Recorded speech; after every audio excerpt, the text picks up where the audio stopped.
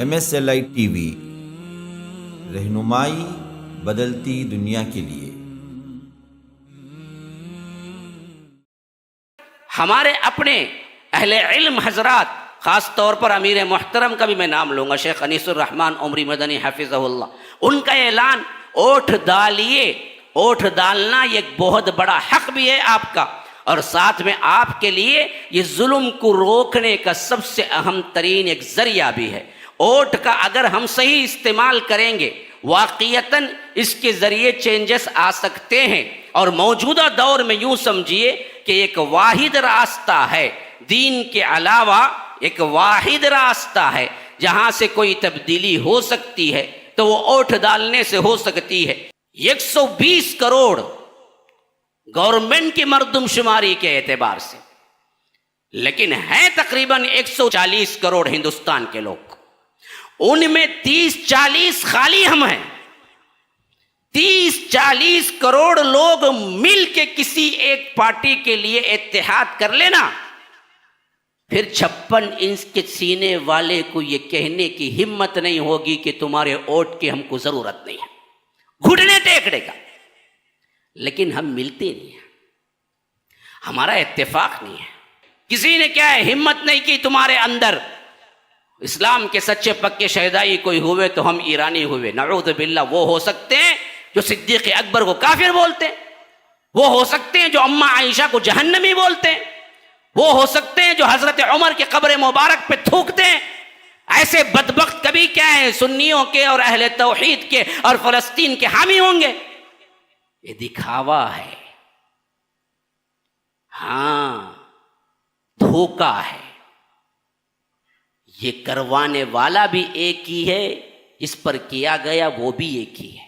یہ فرعون جو دراصل زمین کے اندر اپنی بلندی چاہتا تھا، اپنے آپ کو رب کہتا تھا، انا ربکم الاعلی کہتا تھا، اور وجعل اہلہا شیعا، وہاں کے رہنے والے کمزور لوگ بنی اسرائیل کو اس نے فرقوں میں بانٹ دیا تھا۔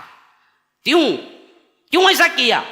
یستضعف طائفة منہم یذبح ابناءہم، اس واسطے کہ ان کے اندر کا ایک طائفہ، ایک جماعت کو وہ کمزور رکھے۔ یہ تو اٹھے ہی تھے کہ ایک بنیں گے، توحید پہ بنیں گے، توحید پر ہی کیا ہے، اتنے فرقے بنے کہ غیر بھی پناہ مانگنے لگے۔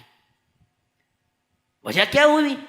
علم نہیں، ہاں علم نہیں، علم نہیں، حلم نہیں، بردباری، صبر نہیں، اخلاص نہیں، اللہ کا ڈر نہیں۔ جماعتیں بنا لی، اور جماعتوں سے کیا پایا؟ دنیا کے حرص، طمع، عہدے کی طمع ہم کو غارت کر کے رکھ دیا۔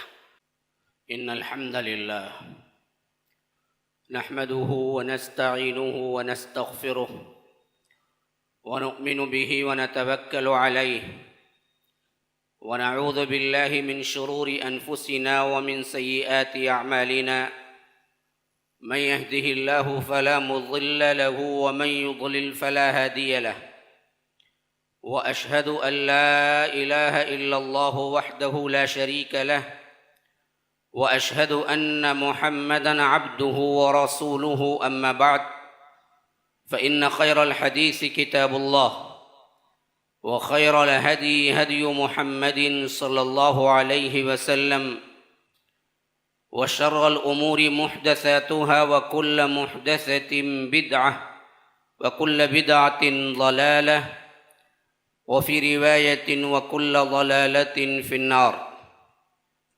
فأعوذ بالله السميع العليم من الشيطان الرجيم من همزه ونفثه ونفخه، بسم الله الرحمن الرحيم، طاسيم ميم، تلك آيات الكتاب المبين، نتلو عليك من نبأ موسى وفرعون بالحق لقوم يؤمنون، إن فرعون علا في الأرض وجعل أهلها شيعا يستضعف طائفة منهم يذبح أبناءهم ويستحيي نساءهم إنه كان من المفسدين، ونريد أن نمن على الذين استضعفوا في الأرض ونجعلهم أئمة ونجعلهم الوارثين ونمكن لهم في الأرض ونري فرعون وهامان وجنودهما منهم ما كانوا يحذرون اللهم أرنا الحق حقا وارزقنا اتباعه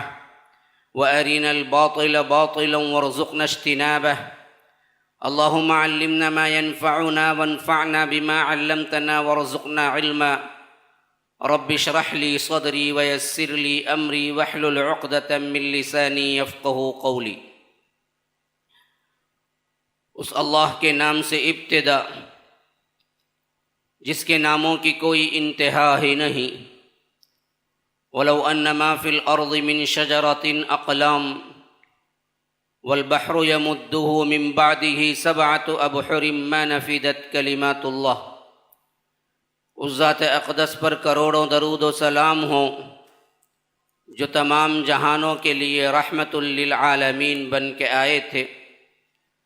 اللہم صلی علی محمد وعلی آل محمد كما صليت على إبراهيم وعلى آل إبراهيم إنك حميد مجيد وبارك على محمد وعلى آل محمد كما باركت على إبراهيم وعلى آل إبراهيم إنك حميد مجيد۔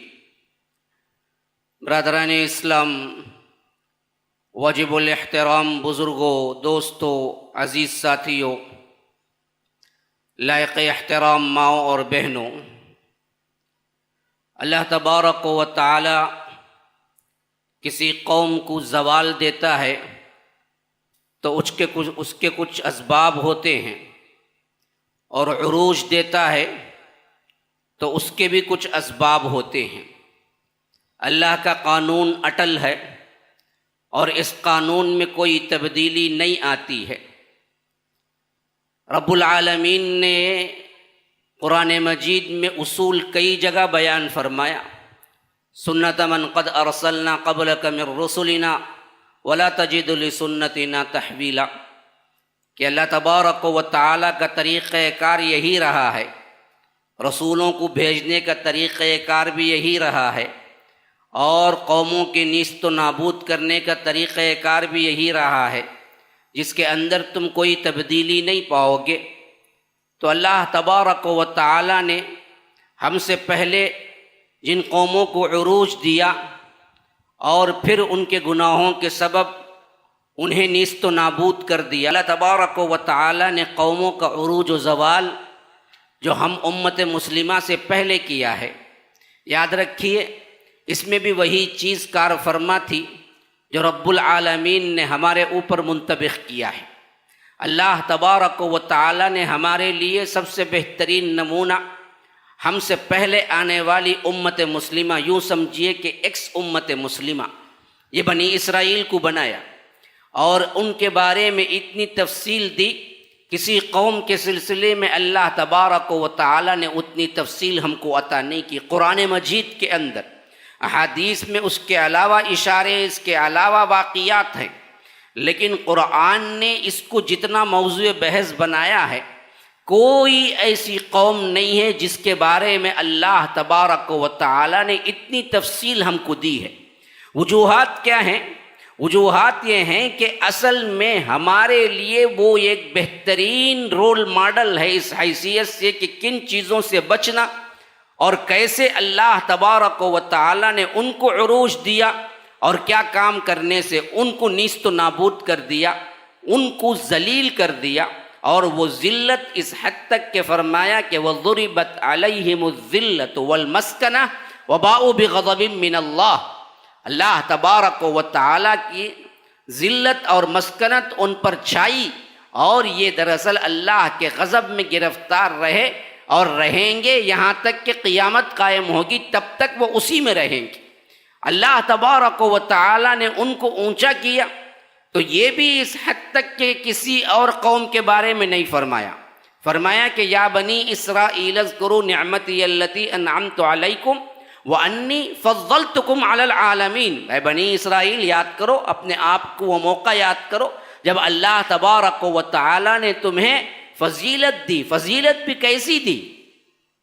فضلتکم علی العالمین، اس وقت کے تمام جہانوں پر تمہیں فضیلت عطا کی. اللہ کی قسم وہ فضیلت اگر کسی کو آج حاصل ہے، یاد رکھیے بلا کسی شک و شبہ کے وہ امت مسلمہ ہے. اسی پوزیشن پر اللہ تبارک و تعالی نے ہم کو رکھا کہ ان کی جو کچھ بھی حرام کاریاں تھی، شرک تھا اور اللہ کے رسول کی نافرمانیاں تھی، بے حیائی تھی، ان گناہوں کے پاداش میں ان کو اللہ تبارک و تعالی نے اس منزلت سے گرایا اور معزول کیا، اور اسی بالکل مقام پر بلکہ اس سے بھی اونچا مقام ان کا پیریڈ ایک نبی سے آنے کے دوسرے نبی تک تھا، لیکن ہمارا پیریڈ قیامت تک ہے، کیونکہ ہم آخری امت ہیں، ہمارے بعد کوئی امت نہیں ہے، اور ہمارے نبی جناب محمد الرسول اللہ صلی اللہ علیہ وسلم آخری نبی ہیں، اس کے بعد کوئی نبی نہیں. تو ہمارا جو گریڈ رکھا وہ گریڈ بالکل قیامت تک چلتا رہے گا، لیکن حالات کے تحت وہ کچھ چیزیں جو اللہ کے سنت کے مطابق دوسری قوموں پر جیسے یونیورسل ٹروتھ ہوتا ہے اس طرح ہم پر بھی عائد ہوں گی، ویسے ہی جیسے اس سے پہلے کی امتوں پر عائد ہوئی تھی. اللہ تبارک و تعالی نے اللہ کے رسول صلی اللہ علیہ وسلم کے بعد خلفائے راشدین کے زمانے میں وہ تمام انعامات عطا کیے جو انعامات ہم بنی اسرائیل کے اللہ کے رسول حضرت موسیٰ علیہ السلام کے جانے کے بعد دیکھتے ہیں. وہ تمام عروج مسلمانوں کو بھی ملا جو بنی اسرائیل کو اللہ تبارک و تعالی نے عطا کیا، لیکن جیسے ان لوگوں نے اللہ تبارک و تعالی کی بات کو نہ مانا اور ان لوگوں نے اللہ تبارک و تعالی کے احکامات پر عمل نہ کیا اور وہ لوگ صریح شرک اور بت پرستی اور خرافات اور گروہ بندیوں میں بڑھ گئے، تو یاد رکھیے اللہ تبارک و تعالی نے پھر ان کو بھی اسی وقت کے بدترین لوگ کافر و مشرک، یوں سمجھ لیجئے کہ ان کے مقابلے میں، یعنی وہ مسلمان تھے اس وقت، ان کے مقابلے میں کافر و مشرک اللہ کے سخت ترین دشمنوں کے ذریعے ان کو بھی زبردست مار لگائی. بعینہ وہی حالت جیسے آج ہم امت مسلمہ اللہ تبارک و تعالی کے یوں سمجھو کہ نیک بندوں میں سب سے بہترین امت اپنے نبی کے ہونے کے باوجود کافر و مشرک و ملحد، وہی لوگ جو کہ اللہ تبارک و تعالی نے پچھلے دور میں وہ مسلمان تھے تو ان کے ذریعے اس وقت کے کافر و مشرک و ملحد کے ہاتھوں مارا، ویسے ہی یہود و نصارہ اور مشرکین کے ذریعے ہم کو مارا ہے. آج میرا عنوان اسی موضوع پہ ہے جس کو سمجھانے کے لیے میں تمہید باندھ رہا ہوں. اگر آپ لوگ ذہنی یکسانیت کے ساتھ میری باتوں پر توجہ دیں گے بات بہت آسانی کے ساتھ سمجھ آ سکتی ہے کہ آج موجودہ حالات میں مسلمانوں کی کیا ذمہ داریاں ہونی چاہیے. اس حیثیت سے موجودہ حالات کو سمجھنے کے لیے میں آپ کے سامنے بڑے بڑے نیوز پیپر اور اخبار لا کے آپ کے سامنے اخبار کی تفصیل بیان کرنے کی کوئی ضرورت نہیں ہے. جس کو تھوڑا سا بھی شعور ہے، بچہ بھی ہو اگر اس کو بھی تھوڑا سا شعور ہے تو اس سب کو معلوم ہے کہ آج مسلمانوں کی موجودہ حالت کیا ہے، کیا زب و حالی ہے، کیا ذلتیں اٹھا رہے ہیں، کیا پریشانیاں ہیں، خاص طور پر انڈیا کے، ہندوستان کے، اس کے علاوہ کل مسلمانوں کا عالمی طور پر حالات کیا ہو رہے ہیں اور کن حیثیتوں سے اللہ تبارک و تعالیٰ کے عذابات کو سہ رہے ہیں. یہ بھی دراصل آپ کے سامنے ہے، کوئی ڈھکی چھپی بات نہیں ہے میرے بھائیوں. جو کوئی بھی تھوڑی سی عقل ہوش رکھتا ہے اس کے سامنے وہ حالات پورے کے پورے سامنے ہیں. ابھی قریب میں دیکھیے ایران اور اسرائیل کی جنگ کے معاملے میں جو کچھ حالات ہیں، پس منظر فلسطین ہے. اس حیثیت سے سب سے بڑا ریمارک تو یہ آیا کہ اہل سنت خاموش بیٹھے ہوئے ہیں اور شیعہ لوگوں کے اندر ایمان یوں ابل آیا کہ اللہ تبارک و تعالی نے ان کو اتنی ہمت دی کہ حملہ کر دیا. یہ سب سے بڑی کیا ڈوب مرنے کا ہمارے معاملے میں ڈوب مرنے کے لحاظ سے ایسا شرمندگی ہے، ایسی شرمندگی، اس سے بڑی شرمندگی کسی مسلمان کو نہیں ہو سکتی کہ فلسطین کے معاملے میں کوئی نہیں اٹھا، آخر میں ایران اٹھا، اور یہ ایک بہت بڑا مغالطہ بھی ہے جس کی تفصیل یہاں پر میں نہیں کر سکتا۔ دوسری حالت دیکھیے، جن کو اللہ تبارک و تعالیٰ نے بڑے بڑے محلات دیے، سونے کی اینٹیں دے دی، یوں کہہ لیجئے کہ مارکیٹ اور اس لحاظ سے ترقی کے اعتبار سے جو کچھ مواد، جو کچھ مال، دولت، عیاشیاں سب دی ہیں، لیکن ان کی حالت کیا ہے؟ ابھی خبروں میں آپ پڑھتے جائیں، طوفان نے ان کا بالکل ستیہ ناش کر کے رکھ دیا ہے۔ اور اس پس منظر میں بھی یہ بات سمجھ لیجئے کہ یہ طوفان آنے سے پہلے بڑے ہی گرینڈ طریقے سے مندر کا افتتاح ہوا تھا۔ ایک مسلم ملک، اسلامی ملک تو چھوڑیے، بہت دور کی بات ہے، ہاں اسلامی ملک تو ہم نہیں کہتے ہیں، لیکن اتنا تو کہہ سکتے ہیں کہ ایک مسلمان بادشاہ ہے، ایک مسلمان حکمران ہے، تو اس حیثیت سے ایک مسلم ملک بڑے ہی اعلان کے ساتھ بہت ڈنکے کی چوٹ پہ مندر کھول کے افتتاح کرتا ہے، تو اللہ تبارک و تعالی کی حمیت جوش میں نہیں آئے گی؟ اور اس حیثیت سے آج پورا UAE جو ڈوب رہا ہے، جو کچھ بھی ہے وہ آپ کے سامنے انٹرنیشنل اعتبار سے اور نیشنل اعتبار سے یہاں پر دیکھیے کیا کچھ مساجد کے اوپر ظلم ڈھایا جا رہا ہے۔ اور آج گویا کہ ہندوستانی مسلمانوں کو، خاص طور پر تمل ناڈو کے مسلمانوں کو ایک اہم ترین موقع فراہم کیا گیا کہ اس ظلم کو روکنے کا۔ فرمایا انصر اخاک ظالما او مظلوما، دیکھو ظالم کی بھی مدد کرو، مظلوم کی بھی مدد کرو۔ پوچھا گیا اللہ کے رسول صلی اللہ علیہ وسلم، مظلوم کی مدد تو سمجھ آتی ہے لیکن ظالم کی مدد کیسے کریں گے؟ فرمایا کہ ظلم سے روکو، ظلم سے روکنا ظالم کی مدد ہے۔ تو آج ظلم سے روکنے کا ایک بہترین آپ کے لیے اللہ تبارک و تعالیٰ نے موقع دیا۔ یہ ووٹ ایک تو کیا ہے، وہ لوگ ہیں جو حد درجہ ہر معاملے میں تشدد کی راہ اختیار کرتے ہیں، اور ان بدبختوں کو پتہ ہی نہیں ہوتا ہے کہ اصل اسلام کی سمجھ بوجھ فقہ کسے کہتے ہیں۔ ان کا نعرہ یہ ہے کہ بھائی دیکھو کفر ہے، بھائی کفر ہے، ووٹ ڈالنا کیا ہے جی؟ کفر ہے، ہم ووٹ ڈالتے ہی نہیں ہیں، ہم اس پہ جاتے ہی نہیں ہیں۔ ووٹ ڈالنا تو دراصل کیا ہوتا ہے؟ قانون کو مان لینے کے برابر ہوتا ہے، اور یہاں جو قانون ہے وہ تو امبیدکر کا بنایا ہوا قانون ہے، اور اللہ کے قانون کے علاوہ کسی دوسرے قانون کو ماننا تو کیا ہے؟ شرک، کفر ہے۔ وَمَن لَّمْ يَحْكُم بِمَا أَنزَلَ اللَّهُ فَأُولَٰئِكَ هُمُ الظَّالِمُونَ فَأُولَٰئِكَ هُمُ الْكَافِرُونَ فَأُولَٰئِكَ هُمُ الْفَاسِقُونَ۔ اس حیثیت سے ووٹ کفر ہے۔ یہ سپر لوگ ہیں، یہ سب سے زیادہ، یوں سمجھو کہ دنیا میں کسی نے اسلام نہیں سمجھا، صرف یہی بدبخت 4-5 لوگ سمجھ گئے۔ تو یاد رکھیے اس سے کیا ہوا؟ بعض لوگوں کے اندر بدظنی آئی، اور یہ ایک بہترین موقع جو کہ ظلم کو روکنے کا تھا، اس میں بہت سے لوگ رک گئے۔ تو دوسری طرف ہمارے اپنے اہل علم حضرات، خاص طور پر امیر محترم کا بھی میں نام لوں گا، شیخ انیس الرحمن عمری مدنی حفظہ اللہ، ان کا اعلان ووٹ ڈالیے، ووٹ ڈالنا یہ ایک بہت بڑا حق بھی ہے آپ کا، اور ساتھ میں آپ کے لیے یہ ظلم کو روکنے کا سب سے اہم ترین ایک ذریعہ بھی ہے۔ ووٹ کا اگر ہم صحیح استعمال کریں گے، واقعتاً اس کے ذریعے چینجز آ سکتے ہیں، اور موجودہ دور میں یوں سمجھیے کہ ایک واحد راستہ ہے، دین کے علاوہ ایک واحد راستہ ہے جہاں سے کوئی تبدیلی ہو سکتی ہے تو وہ ووٹ ڈالنے سے ہو سکتی ہے۔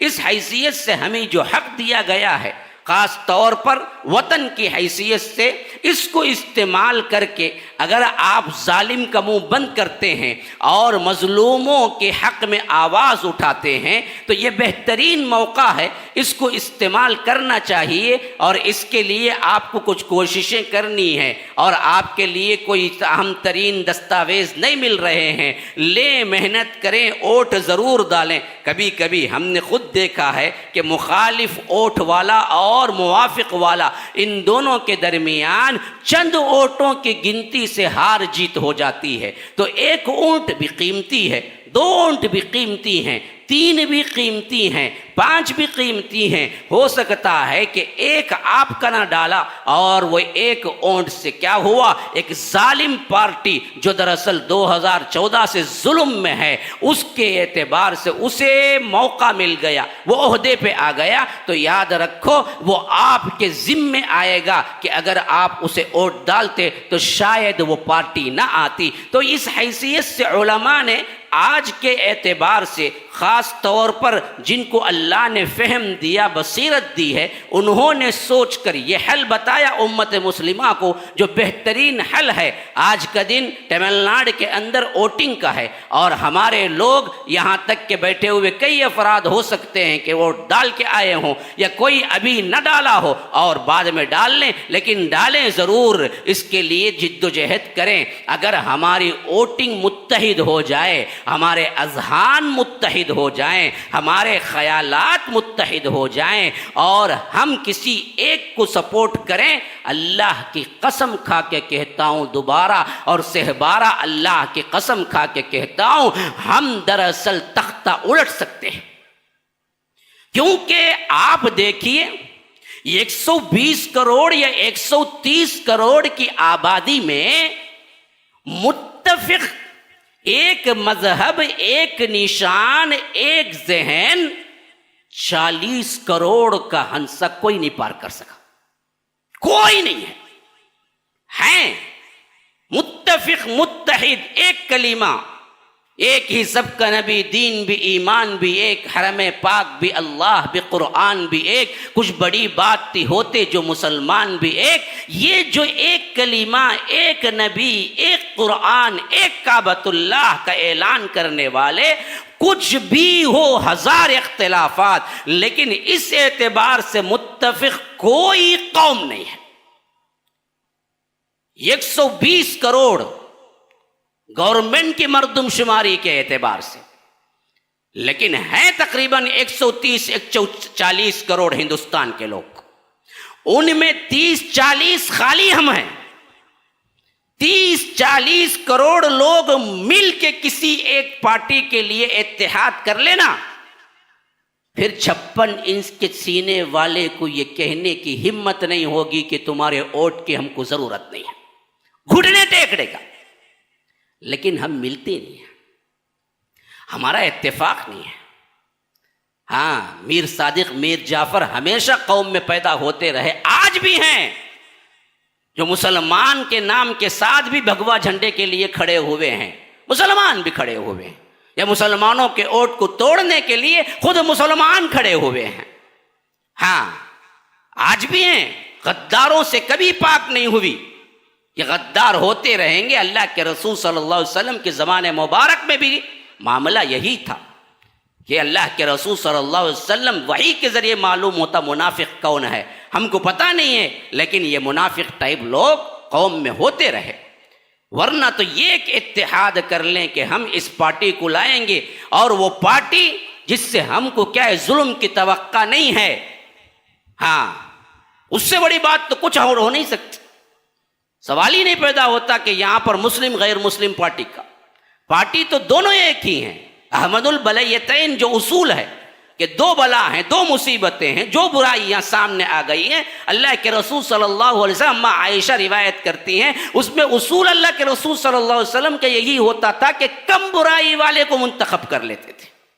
دونوں ہی برائیاں ہیں دونوں پارٹی کے پاس، لیکن کم از کم جو ظلم کی انتہا اس نے کی ہے، وہ ظلم کی انتہا تو ہم نے نہیں دیکھی ہے۔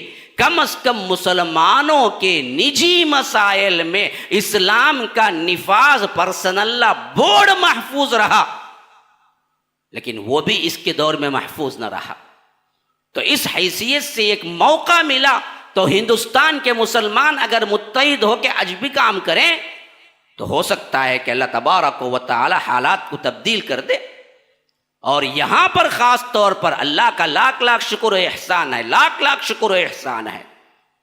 یہاں پر اللہ تبارک و تعالی نے ان ظالموں کے قدم ٹکنے نہیں دیا اب تک، لیکن اگر ہم اسی طرح سوتے رہے، متنجن بریانی میں مصروف رہے، کھانے کے پکوان میں ہماری دلچسپی اسی طرح ماشاءاللہ ہر رمضان کے بعد بڑھتی رہی، تو یاد رکھیے یہاں بھی قدم جما لے۔ اور ہم نے آنکھوں سے دیکھا ہے کئی ایسے اسٹیٹ جہاں پر 0 لیول پہ تھی، لیکن آتے آتے وہاں قدم جم گئے، وہاں کے کاؤنسلر بن گئے زیادہ، یا یوں سمجھو کہ وہاں کے کیا ہیں، MLAs بن گئے یا MPs بن گئے۔ پھر دراصل کیا ہے، وہی دنگے فسادات جو ان کا اپنا اہم ترین مشغلہ ہے۔ یہاں پر معاملہ اللہ تبارک و تعالی نے، اللہ کا بہت بڑا رحم کرم ہے کہ ایک اٹھان ہے جو دراصل پہلے سے موجود ہے. اس حیثیت سے یہاں کی ذہنیت بہت ہی کام اور سکون والے لوگ ہیں، تعصب سے بہت پاک ہیں.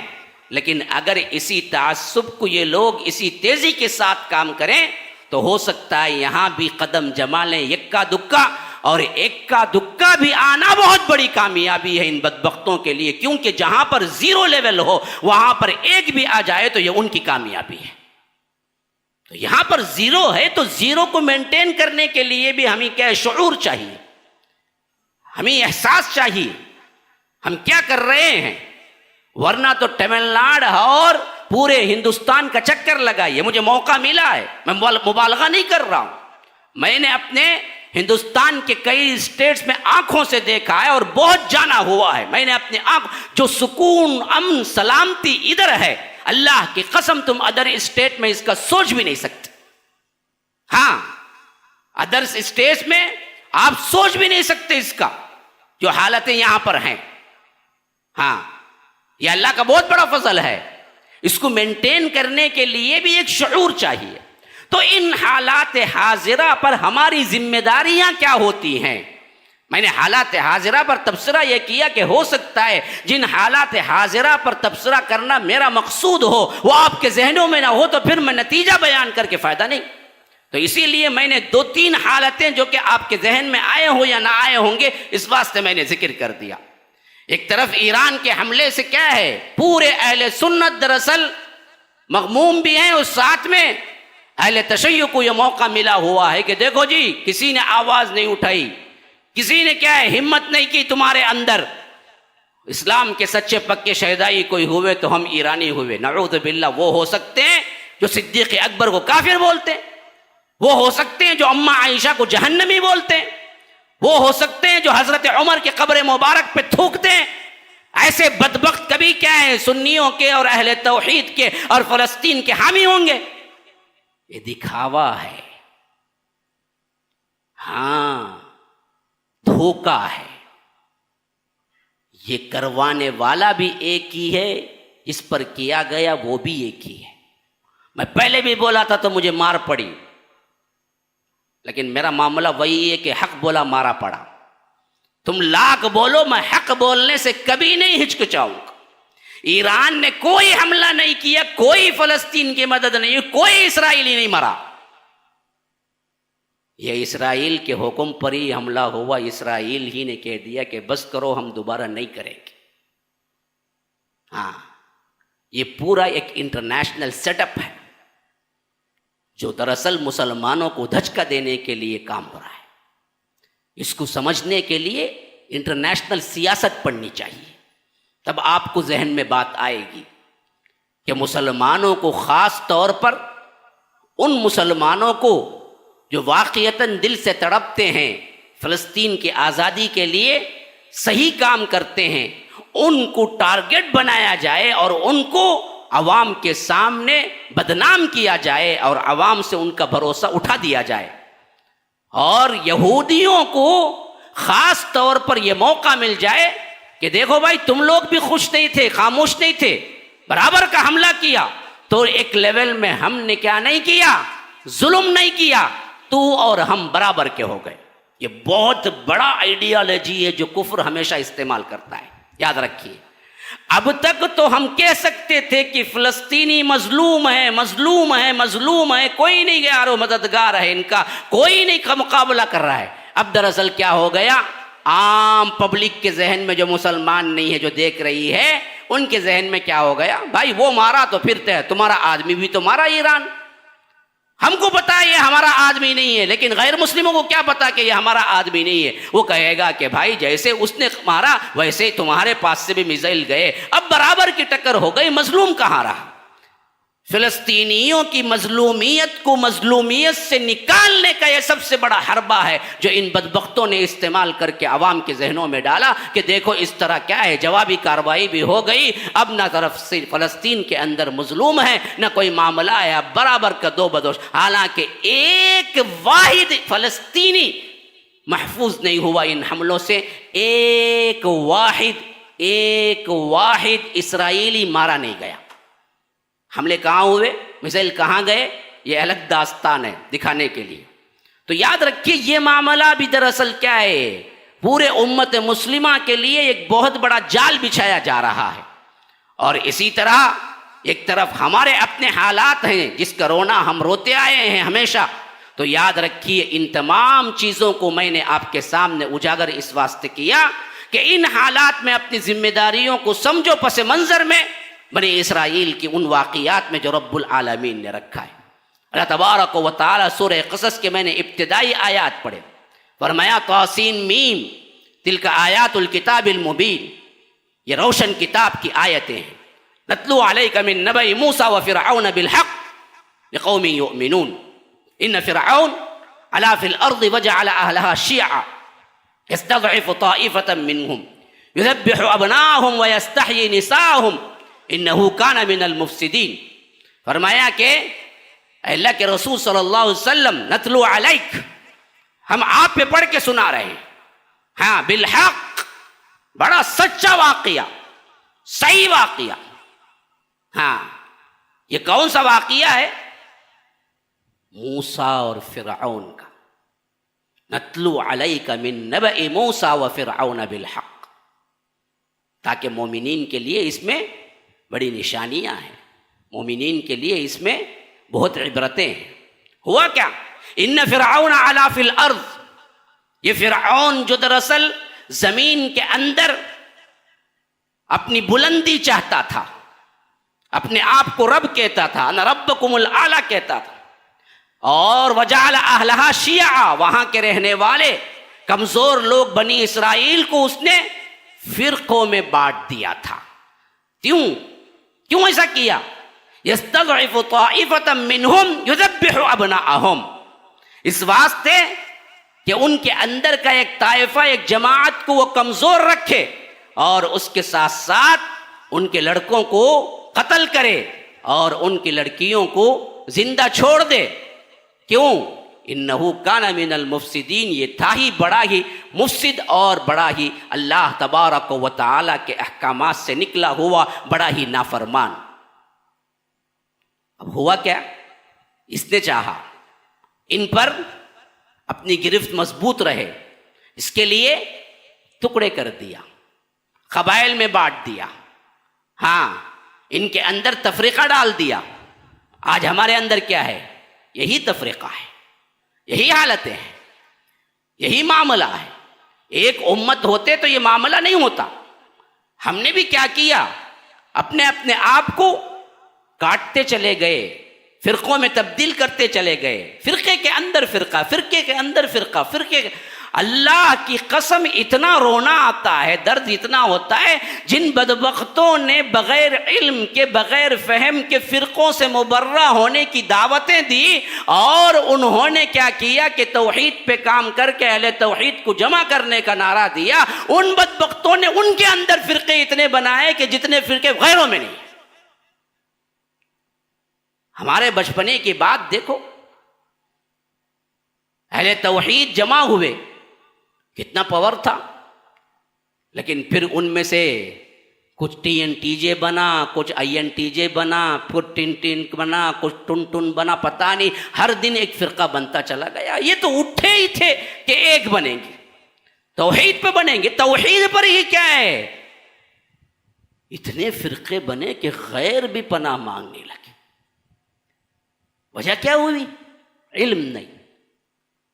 ہاں علم نہیں، علم نہیں، حلم نہیں، بردباری، صبر نہیں، اخلاص نہیں، تقوی نہیں، اللہ کا ڈر نہیں. جماعتیں بنا لی اور جماعتوں سے کیا پایا؟ دنیا کی حرص، طمع، عہدے کی طمع ہم کو غارت کر کے رکھ دیا. تو اس حیثیت سے اور بھی ہم نے کیا کیے؟ ٹکڑے ٹکڑے ہو گئے. دین کی مسجدیں اتنی بنائی گئی، ہر ایک مسئلے پہ ایک الگ گروہ ہے. تم کون؟ ہم یہ ہیں، ہم وہ ہیں، ہم وہ ہیں، ہم وہ ہیں. یہاں تک کہ ہماری عیدیں بھی مستقل نہ رہی. 3 عید، 2 عید، 4 عید بھی کبھی بنے. یہ حالت.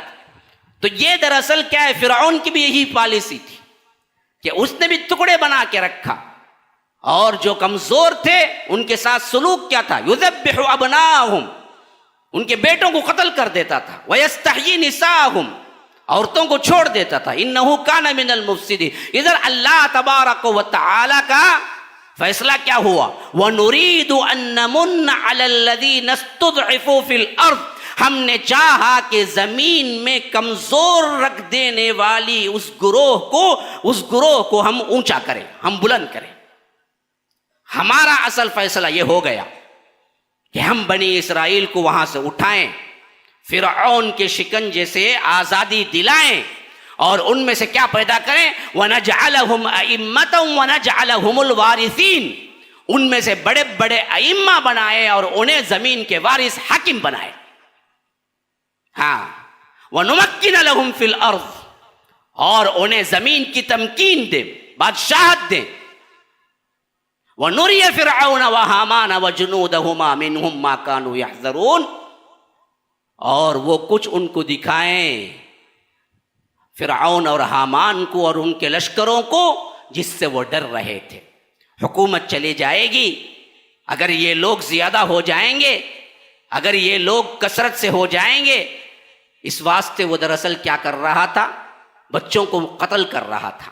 اللہ نے کہا کہ جس کا وہ ڈر رکھتے تھے، منہم ما کانوا یحذرون، اسی ڈر کو ہم نکال کے بتانے والے تھے کہ جس سے تو ڈر رہا ہے کہ بنی اسرائیل واقعتاً آگے جا کر حاکم بن جائیں گے اور تو نامراد ہوگا، ہم دراصل چاہتے تھے کہ وہ ہو کر رہے، اس واسطے ہم نے کیا کیا، وَأَوْحَيْنَا إِلَىٰ أُمِّ مُوسَىٰ أَنْ أَرْضِعِيهِ، یہاں سے حضرت موسیٰ کا واقعہ شروع ہوتا ہے کہ اللہ تبارک و تعالیٰ نے اسی ماحول میں جہاں کے بچوں کو مار دیا جاتا، جینے کا کوئی حق نہیں تھا، اسی حالت میں حضرت موسیٰ کو پیدا کیا، اور ان کے امی کو یہ وحی ہوئی کہ آپ دودھ پلاتی رہیں، یہ اگر ڈر محسوس ہو تو اٹھا کے سمندر میں ڈال دیں، اور سمندر سے وہاں کے فرعون کے جو کارندے تھے انہوں نے اٹھا لیا، اور فرعون نے خود پالا، اور ایک زمانہ ایسے آیا کہ اسی فرعون کی طرف پلٹ کے آئے، اور حضرت موسیٰ علیہ السلام نے کہا کہ ارسل، بھیج معی بنی اسرائیل کو ہمارے ساتھ، ورنہ تو دراصل معاملہ کیا ہوگا، تو ڈوب مرے گا، آخر ڈوب مرا۔ یہ کیا مضمون ہے ہمارے لحاظ سے، یہ ذرا آپ اپنے ذہن میں اچھی طرح رکھیے۔ زمین میں کمزور طبقہ جہاں حد سے زیادہ کمزوری کی شکل اختیار کرتا، رب کا اصول یہ ہے کہ اللہ اس کمزور طبقے میں سے ائمہ پیدا کرتا، اس کمزور سب طبقے کو مضبوط کرنے کے لیے کوئی ایک رہنما پیدا کرتا، وہ رہنما آتا، ان دشمنوں کے گڑھ کے اندر ہی وہ پلتا، بڑھتا، پروان چڑھتا، پھر نکال کے انہی کے لیے سب سے اہم ترین آڑ بنتا، اور وہی سبب بنتا کہ یہ سب کے سب غارت ہو جائے۔ یہ حالات ہمارے اوپر بیت چکے ہیں، یاد رکھیے۔ جب منگولز نکلے 600 کے اندر، سلطنت اسلامیہ کی اینٹ سے اینٹ بجا دی۔ کاش کہ آپ لوگ تاریخ سے تھوڑا سا درک رکھتے اور میرے اشاروں کو سمجھ سکتے۔ 40-50 منٹ کے خطبے میں کہاں تاریخ لے کے بیٹھوں اور آپ کو سمجھاؤں مکمل، ہمارے پاس اس کا علم نہیں ہے، لیکن جو اشارے میں آپ کو دوں گا، اگر علم ہے تاریخ کا تو پھر آپ کے ذہن کے دریچے کھل جائیں گے، آپ پکار اٹھیں گے کہ ہاں یہ واقعہ بالکل ہمارے ساتھ ہو چکا ہے۔ یہی ہوا تھا کہ انہوں نے اس حیثیت سے سلطنت اسلامیہ کو غارت کیا، بغداد کی اینٹ سے اینٹ بجا دیا، اور آخری بادشاہ کو اسی کے فرش میں لپٹا کے گھوڑے دوڑا دیے، حتیٰ کہ لوگ سمجھ گئے کہ اب اسلام کا کوئی نام و نشان باقی نہ رہے گا، اور ان لوگوں کا مقابلہ کرنے کی کسی کے پاس سکت بھی نہیں ہے۔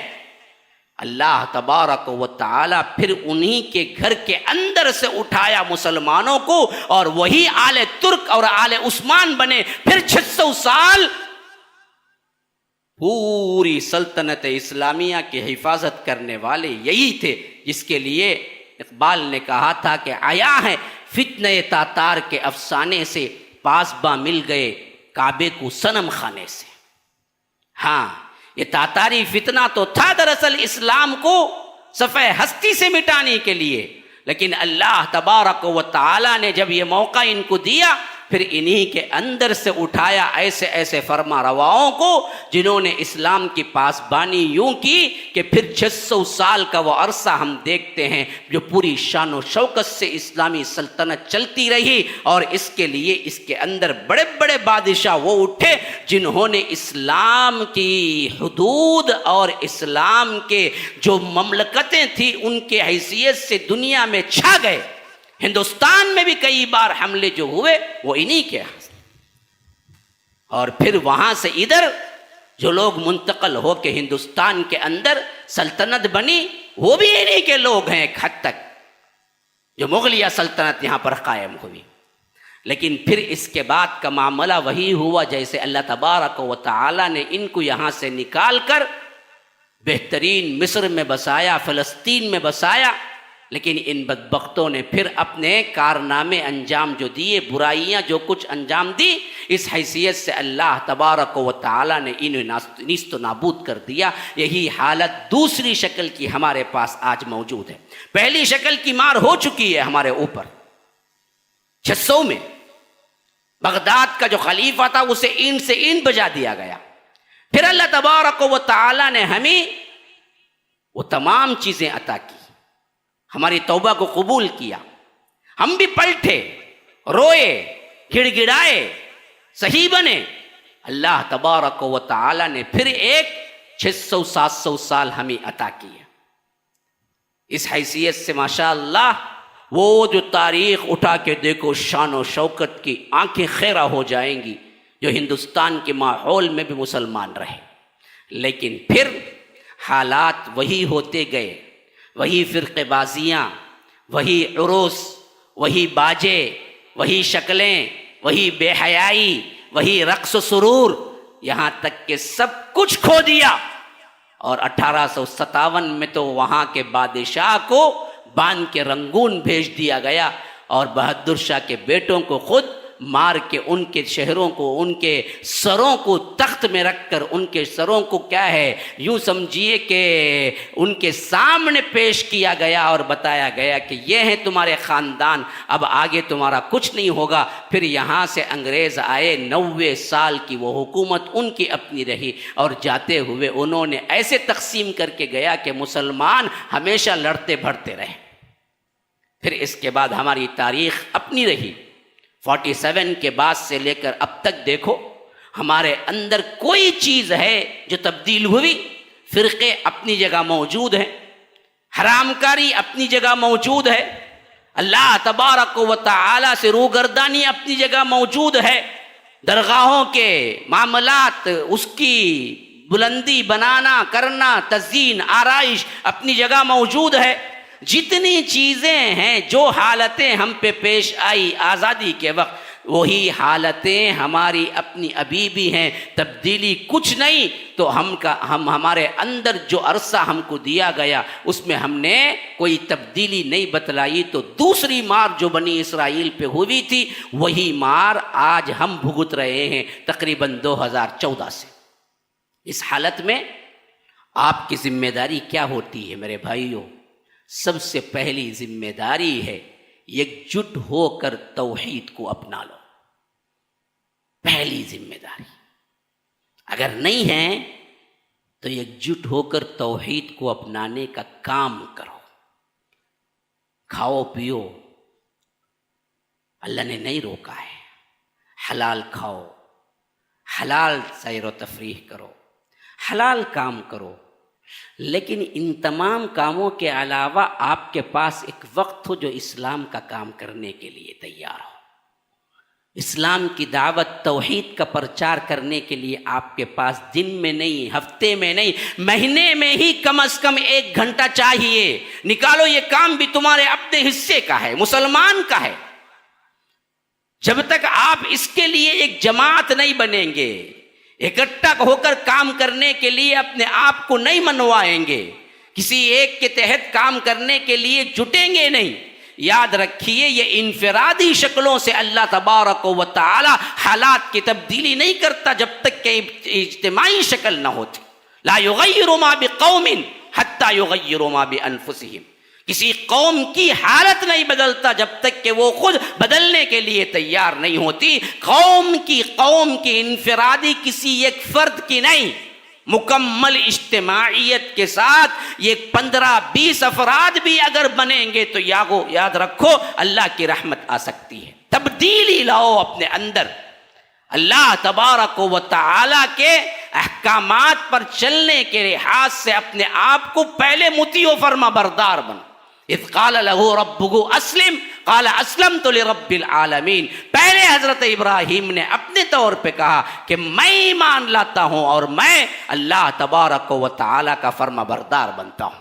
اس حیثیت سے اپنے نفس کو فرما بردار بناؤ، اپنے آپ کو تبدیل کرو، اللہ کی توحید کو پڑھو، سنو، سمجھو، اللہ کی توحید پر ایمان لاؤ، اللہ کے توحید کے تقاضے کیا ہیں اس پر ایمان لاؤ، اللہ کے توحید کے اقسامات کیا ہیں اس کو پڑھو۔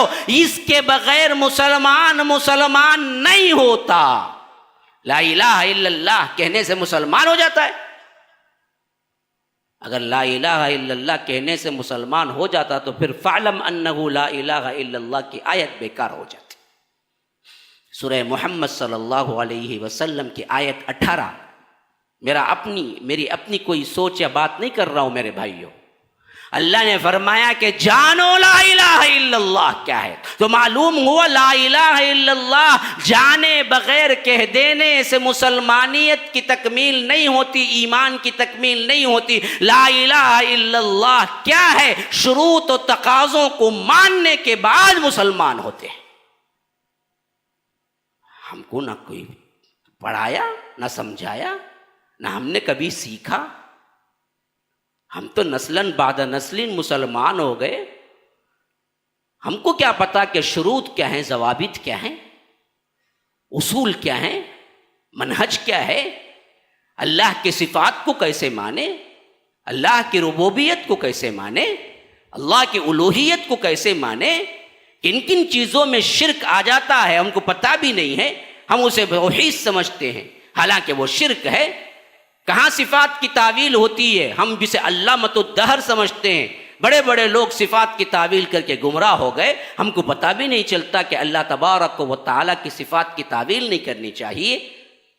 ہم کو صحیح طور پر ایمانیات کے شروط و ارکان و تقاضے معلوم نہیں ہیں، اس کے لیے ایک گروپ بنے، سیکھیں، سمجھیں، پھر اس کے بعد اس کو بنانے کے لیے لوگوں کو اس طرف بلائیں۔ کنتم خیر امۃ اخرجت للناس تأمرون بالمعروف، یہ کام دوسری ذمہ داری ہے، یہ اجتماعی طور پر سب مل کے کرنے کی۔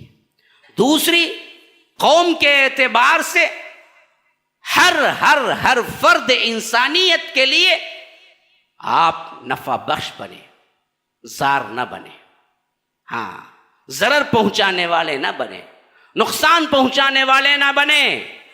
دین ایمان کے کام کے ساتھ سوشل سروس کے کاموں میں اپنے آپ کو لگائیں، دین ایمان کے ساتھ۔ وہ طبقے کی بات نہیں کر رہا ہوں جو نماز چھوڑا، دین چھوڑا، ایمان چھوڑا، خالی غریبوں کو کھانا کھلا رہا ہے، کہیں سیلاب زدوں کے پیچھے لگا ہوا ہے، کہیں کپڑے پہنا رہا ہے، کہیں فلاں، نماز چٹ، داڑھی چٹ، فلاں چٹ، دین ایمان کا کوئی نشان ہی نہیں، لیکن کیا ہے سوشل سروس میں بہت آگے۔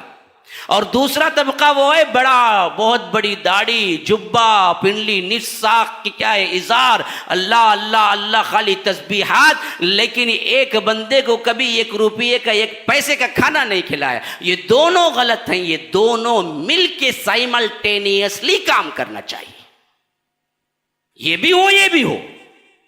عوام کے اعتبار سے نافع بنو، ہر ایک کے لیے نفع بخش بنو، خاص طور پر محلہ اور گلی میں جہاں تم رہتے ہو، ان کے معاملات کو حل کرنے والے بنو، ان کے لیے ڈیٹا بناؤ، کون غریب ہیں، کون مالدار ہیں، کون بیوہ ہیں، کون یتیم ہیں، ان کے لیے ایک بیت المال کا سسٹم قائم کر کے ان کے لیے جو ضروریات ہیں ان ضروریات کو پورا کرو، ساتھ میں ان لوگوں کو دین کی توفیق اور دین کی طرف رغبت اور دین کے ساتھ انہیں اٹیچمنٹ کرنے کے اعتبار سے جو چیزیں ضروری ہیں وہ بھی کرو، دین بھی سکھاؤ، دنیا بھی سکھاؤ۔ ایک ایسی نسل خواہ ہم نہ دیکھیں وہ حالات، لیکن آگے چل کر ہمارے قوم، ہمارے آنے والے بچے، ہماری اولاد وہ دیکھے کہ اللہ تبارک و تعالی ان پر تو رحم و کرم کرے گا، اور وہ لوگ ایک اسلامک کلچر دیکھ سکتے ہیں۔ آج ہم یہ کام شروع کریں گے، وقت لگے گا، لیکن ایک زمانے میں انشاءاللہ اس کا پھل ملے گا۔ آج جو کچھ بھی اہل باطل دیکھ رہے ہیں، ٹھنڈے دل سے غور کیجئے، کیا ان کو آج یہ حل مل گیا؟ آج یہ نتیجہ مل گیا؟ نہیں، 75 سال کی محنت ہے پیچھے۔ ہاں، 75 سال کی محنت ہے، جب سب سے پہلا ان کا پرائم منسٹر بنا۔ 1925 سے لگے ہوئے ہیں اور 1924 آ رہا ہے، اب تو 100 سال کی محنت ہو گئی ان کی، جس کے بدولت یہ آج ہر محکمے میں بیٹھے ہوئے ہیں اور ہر ظلم کر رہے ہیں اور جو چاہے منمانی کر رہے ہیں اور ہر طرح کی تکلیف انسانیت کو پہنچا رہے ہیں۔ اس پوزیشن تک پہنچنے کے لیے انہیں 100 سال لگے، 100 سال انتھک محنتیں کرتے رہے، رات رات بھر اسکیمیں بناتے رہے، کوششیں کرتے رہے، تب جا کے انہیں یہ چیز ملی۔ آج تو یاد رکھو، حق کے لیے کیا خالی بیٹھے بیٹھے معاملہ تبدیل ہو جائے گا؟ نہیں، آپ بھی سوچیں گے، سمجھیں گے، سیکھیں گے، وقت دیں گے، اور ایک جمعہ کو آئے، ایک رسمن بیٹھے، بات ختم ہوئی اور نکل کے چلے گئے، یہ نہ سوچتے ہوئے کہ ایک پوری نیت کے ساتھ، ایک پورے منصوبے کے ساتھ میرے الفاظ اگر آپ کو صحیح نہیں لگے تو آپ مجھ سے کہہ سکتے ہیں، اگر آپ کو سمجھ نہیں آئے تو پوچھ سکتے ہیں، لیکن ہم جب تک ایک بالکلیہ بالجماع اللہ تبارک و تعالی کی توحید کو لے کر اٹھیں گے نہیں، کام نہیں کریں گے اور عوام میں یہ بات لے کے نہیں جائیں گے، پھر تو کیا ہے، ہم اپنی ذمہ داری سے سبق دوش نہیں ہو سکتے، اور کل اللہ کے پاس ہم سوالی ہوں گے۔ کل اللہ ہم سے پوچھے گا یہ حالات تھے اور تمہیں بتایا بھی گیا، ہاں، میرے سے پوچھے گا، میرے پاس تو عذر ہے کہ اے اللہ میں نے جو بھی ٹوٹی پھوٹی میری زبان تھی میں نے سمجھانے کی انتھک کوشش کی، لیکن عمل نہ کرنا یہ بھی پوچھ ہوگی۔ سن لیے، سمجھ لیے، بدلے کیوں نہیں، عمل کیوں نہیں کیے؟ یاد رکھو، اس مرحلے سے ہر ایک کو گزرنا ہوگا، سوال تو ضرور ہوگا۔ زندگی کیسے بتائی، نوجوانی کہاں بتائی، یہ سوالات کا پرچہ لیک آؤٹ ہو چکا ہے، اللہ کے رسول ہم کو دے چکے ہیں، لیکن ہم جواب کے لیے تیار نہیں ہیں۔ کوئی انسٹیٹیوٹ اتنا زیادہ ہمدرد نہیں ہے کہ وہ اپنا سوال کا پرچہ لیک کر دے۔ یہ اللہ کی رحمانیت اور رحیمیت ہے کہ اس نے سوال کا پرچہ پہلے سے دے دیا ہے۔ لا تزول قدم یا ابن آدم حتی یسأل عن 50، 5 سوالات تمہارے اپنے ہیں۔ عن عمرہ فیما افنا، کہاں کھپایا عمر، وعن شبابہ فیما ابلا، نوجوانی، نوجوانی تمہاری نوجوانی کس میں گزری؟ بے حیائی میں، موویز میں، فلموں میں، گانے بجانے میں، مذاق میں، تھٹے میں، گالی گلوچ میں، چائے خانوں میں، تھیٹروں میں، ان کے پیچھے پھرنے میں، نہیں، اللہ تبارک و تعالیٰ کے دین کے لیے کام کرنے والوں میں۔ تمہیں معاذ ابن جبل کی زندگی چاہیے یا نہیں ابو جہل، ابو لہب کی زندگی چاہیے؟ فیصلہ کرو۔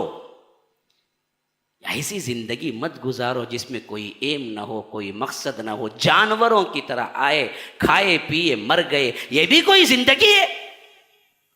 زندگی تو وہ ہے جو بالمقصد ہوتی ہے، ورنہ انسان اور جانور میں کوئی فرق نہیں رہ جاتا۔ اللہ ہی سمجھ کی توفیق دینے والا ہے۔ ھذا وباللہ التوفیق، صلی اللہ وسلم علی نبینا محمد۔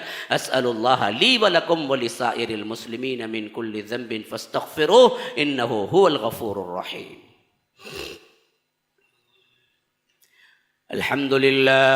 الحمد لله حمدا كثيرا كما أمر، وأشهد أن لا إله إلا الله وحده لا شريك له إدغاما لمن جحد به وكفر، وصلى الله وسلم على نبينا محمد، فأعوذ بالله السميع العليم من الشيطان الرجيم من همزه ونفثه ونفخه، إن الله وملائكته يصلون على النبي يا أيها الذين آمنوا صلوا عليه وسلموا تسليما، اللهم صل على محمد وعلى آل محمد كما صليت على إبراهيم وعلى آل إبراهيم إنك حميد مجيد، وبارك على محمد وعلى آل محمد كما باركت على إبراهيم وعلى آل إبراهيم إنك حميد مجيد، وصل على جميع الأنبياء والمرسلين والملائكة المقربين والخلفاء الراشدين، خصوصا منهم أبي بكر وعمر وعثمان وعلي